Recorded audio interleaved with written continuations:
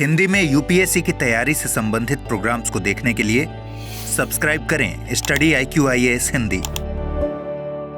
Hello and very good evening to all of you. मैं कुणाल आप सभी का स्टडी IQIAS हिंदी पे स्वागत करता हूं और आज की क्लास में हम लोग बात करने वाले हैं केंद्र सरकार की एक ऐसी योजना की जिसमें यह निर्धारित किया गया कि भारत के हर एक राज्य में एक एम्स जरूर खोला जाएगा। यानी कि भारत के प्रमुख शहरों को अब एम्स का जोड़ा जाएगा जो भारत के स्वास्थ्य ढांचे को और अधिक मजबूत करने का कार्य करेगा। तो क्या है मामला, ये जानते समझते हैं। तो देखिए, फिलहाल हम लोग के सामने है हमारा आज का इंपॉर्टेंट आर्टिकल, और दरअसल ये जो आर्टिकल चर्चा में आया, दरअसल ये फिलहाल मामला आया है केरल के एक डॉक्टर साहब की वजह से। केरल के एक डॉक्टर है, उन्होंने दरअसल हमारी जो हेल्थ मिनिस्ट्री है उसको एक आरटीआई भेजी और आरटीआई भेज के ये पूछा कि आप हमें ये बताइए कि केरल को कब मिलने वाला है एम्स। तो इस दौरान दरअसल जब हेल्थ मिनिस्ट्री ने जवाब दिया तो हेल्थ मिनिस्ट्री ने जवाब देते हुए ये बताया कि देखिए, केरल के अंदर एम्स मार्च 2026 के बाद मिलेगा, क्योंकि केरल की स्थिति दूसरे फेज में रखी गई है एम्स के तहत, और अभी फिलहाल पहला फेज मार्च 2026 तक ही चलने वाला है। तो दूसरे फेज में केरल को कवर किया जाएगा एम्स के लिए। तो ये बड़ी खास चीज रही है, इंपॉर्टेंट चीज रही है, और इसी दौरान ये पता चला है कि दरअसल ये क्या मामला है। तो देखिए, हमारी केंद्र सरकार की ना एक खास योजना है, उस योजना का नाम है प्रधानमंत्री स्वास्थ्य सुरक्षा योजना।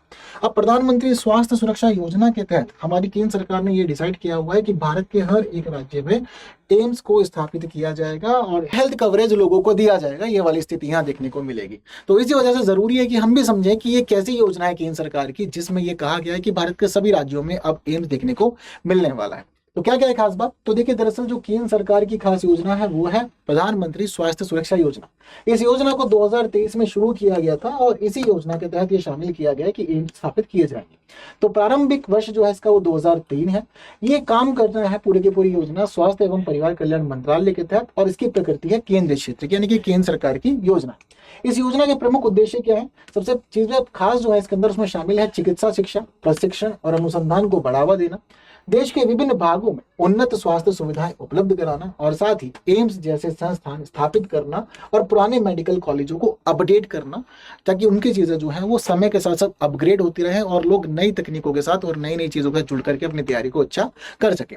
अब इसी योजना के तहत जो खास उद्देश्य है उनको यहाँ पर विस्तारित रूप से देख सकते हैं कि देखिए, एम्स जैसी संरचनाओं की स्थापना, इसका मुख्य चीज ये है कि जब कभी भी किसी भी क्षेत्र में एम्स जैसी संरचना स्थापित की जाएगी तो इसकी वजह से उच्च गुणवत्ता की चिकित्सा शिक्षा भी मिल पाएगी और स्वास्थ्य सेवा भी मजबूत हो पाएगी।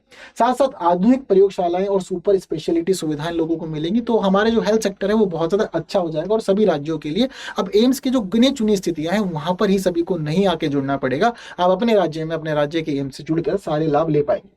इसके अलावा जो मेडिकल कॉलेज आपके यहाँ पुराने ढांचे पर बना हुआ उसको अपग्रेड किया जाएगा, नई नई तकनीकें उसमें शामिल की जाएगी, नई नई मशीनों से उसको जोड़ा जाएगा, तो नए सुपर स्पेशलिटी ब्लॉक बनाए जाएंगे और आधुनिक उपकरणों से उसको सुसज्जित किया जाएगा, और साथ ही MBBS और PG की सीटों की संख्या भी बढ़ाने का काम किया जाएगा।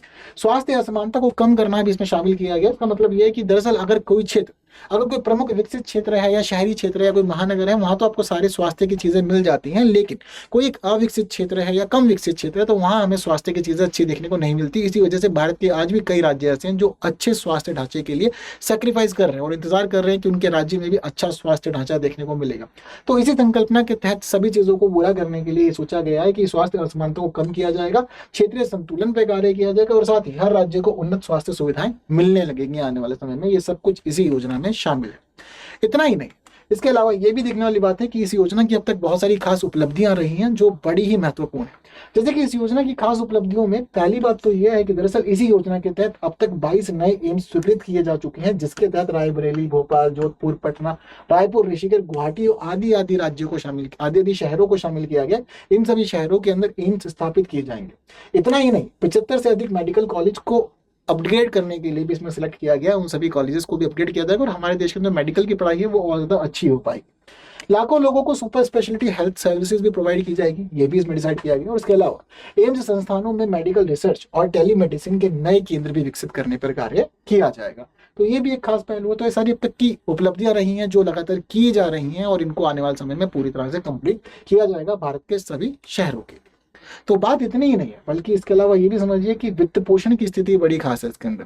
दरअसल अब इसको पैसा कहाँ से मिल रहा है, कौन कितना पैसा खर्च कर रहा है, ये भी समझते हैं। तो देखिए, दरअसल वैसे तो एक केंद्रीय प्रकृति की योजना है, लेकिन एम्स की स्थापना के लिए 100% जो फंडिंग है वो केंद्र सरकार की तरफ से आएगी, और वहीं जो मेडिकल कॉलेजेस को अपग्रेड किया जा रहा है उसमें 18% फंडिंग केंद्र सरकार देगी, जबकि 20% फंडिंग स्टेट गवर्नमेंट दी जाएगी। यानी कि साझा मिलजुल करके केंद्र और राज्य की स्थिति में, लेकिन मुख्य स्थिति यहाँ पर केंद्र सरकार ने संभाली हुई है।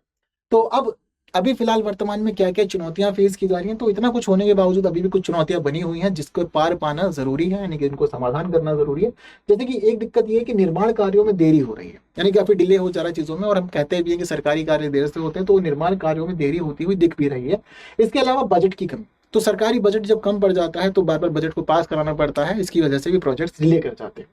इसके साथ ही प्रशिक्षित डॉक्टरों का स्टाफ की कमी है, तो जो ट्रेंड एक्सपर्ट लोग चाहिए वो फिलहाल कम संख्या में है, तो ये भी एक पहलू है जिसकी वजह से यहाँ पर परेशानी हो रही है इस योजना को पूरी तरह से अनुपालन करने में। ग्रामीण क्षेत्रों में विशेषज्ञ डॉक्टरों की उपलब्धता बहुत ही ज्यादा सीमित है, तो अच्छी चीजों को वहां पर आगे बढ़ावा देने में अभी भी दिक्कतें चल रही है, यानी कि अभी भी जरूरी है कि बहुत सारी चीजों पर काम करना, केवल एम्स बना लेना या फिर कॉलेजेस को अपग्रेड कर देना सब कुछ नहीं हो जाएगा। साथ में राज्यों के बीच समन्वय की समस्या, तो अलग अलग राज्यों की जो स्थिति है, केंद्र का समन्वय करना, कोऑर्डिनेट करना, सभी चीजों को पास कराना, अप्रूव कराना, लैंड अलॉट करना, वो सारी चीजें जो है वो कहीं ना कहीं अटकी रहती हैं, तो इसकी वजह से प्रोजेक्ट्स डिले हो जाते हैं। और साथ ही मामला है रख रखाव और संचालन में प्रशासनिक चुनौतियों का जो बनी हुई है, और ये सारी परेशानियां हैं जिनको अभी समाधान करना है, और उसके बाद ये सारी की सारी संकल्पना जो है वो पूरी हो पाएगी। तो ये एक बड़ी इंपॉर्टेंट योजना है, जिस इंपॉर्टेंट योजना के तहत देश का हेल्थ सेक्टर बहुत अच्छा किया जा रहा है और चीजों को बेहतरीन करने पे कार्य किया जा रहा है। तो आप सभी लोग भी जरूर याद रखिएगा, अगर एग्जाम में पूछा जाए तो जरूर बताना। और फिलहाल एक इजी से क्वेश्चन का आंसर मुझे कमेंट बॉक्स में जरूर से आप लोग बता के जाइएगा। प्रधानमंत्री स्वास्थ्य सुरक्षा योजना किस वर्ष प्रारंभ की गई थी? और इसके अलावा अगर आप लोग द हिंदू की क्लास ज्वाइन करना चाहते हैं तो रोज सुबह जुड़ सकते हैं 9 बजे हमारे साथ, जहाँ हिंदी में द हिंदू न्यूज़पेपर पढ़ा जाता है, और न्यूज एनालिसिस का एडिटोरियल डिस्कशन भी हम लोग यहाँ पर करते हैं सुबह 9 बजे, तो जरूर जुड़िए। इसके अलावा दिवाली आने वाली है, तो दिवाली के अवसर पर स्टडी आईक्यू ने आपके लिए डिसाइड किया है कि भाई आपको देना है एक गिफ्ट, और ये गिफ्ट मिला है दिवाली उत्सव सेल के रूप में। अब दरअसल अगर आप KL लाइव कोड यूज करते हैं तो KL लाइव कोड आप लोगों के लिए एक बेस्ट डिस्काउंट कोड रहने वाला है, और इस बेस्ट डिस्काउंट कोड में आप लोगों को स्टडी आईक्यू के सारे कोर्सेज बहुत सस्ते मिल रहे हैं। चाहे आप यूपीएससी का 2026 बैच लीजिए, 27 लीजिए, 28 लीजिए, सारे बैचेस बहुत सस्ते हैं, और चीजें वही मिलेंगी जो आपको सामान्य तौर पर मिलती है, यानी कि 1000 से अधिक घंटे कक्षाएं, जहां आपको पूरा सिलेबस कवर किया जाएगा, करंट अफेयर्स तैयार करवाया जाएगा, आंसर राइटिंग की प्रैक्टिस करवाई जाएगी, सीसेट आपको सिखाया जाएगा। तो वन स्टॉप सॉल्यूशन आप लोग के लिए हो जाएगा। इसके अलावा दूसरी खास चीज, आप लोग को 1-to-1 मेंटरशिप भी मिलेगी, टेस्ट सीरीज भी मिलेगी, कंप्लीट स्टडी मटेरियल भी दिया जाएगा, सारी सुविधा। और अगर आप टॉप टेस्ट परफॉर्मर बनते हैं तो 11,000 का कैश प्राइस मिलता है आप लोग को और ज्यादा अप्रिशिएट करने के लिए। और साथ ही एक फीचर ये भी है कि आपकी पूरी फीस रिफंड होती है अगर आपने प्रीलिम्स क्लियर किया है। तो जरूरी चीजें, बाकी आप डिस्क्रिप्शन में दिए गए फॉर्म को भी फिल कर सकते हैं, क्योंकि वहां भी आप लोगों के लिए बहुत सारी सुविधाएं रहती है, तो जो आपका शेयर की जाती है। तो लास्ट डेट है 22 अक्टूबर, तो लिमिटेड टाइम है, जल्दी से एनरोल कर लीजिए। और आप मेरे साथ जुड़ सकते हैं टेलीग्राम, इंस्टाग्राम, फेसबुक, सभी प्लेटफॉर्म पे, और साथ ही QR कोड स्कैन करके पहुंच सकते हैं टेलीग्राम चैनल पे, जहां PDFs को शेयर किया जाता है। तो आज के लिए इतना ही। आप भी चाहते हैं कि बाकी लोग इस वीडियो से माध्यम से चीजों को सीखे, तो शेयर जरूर कीजिए। जिन्होंने लाइक नहीं किया, लाइक के बिना कोई नहीं आगे बढ़ेगा। तो फिलहाल थैंक यू सो मच, जय हिंद।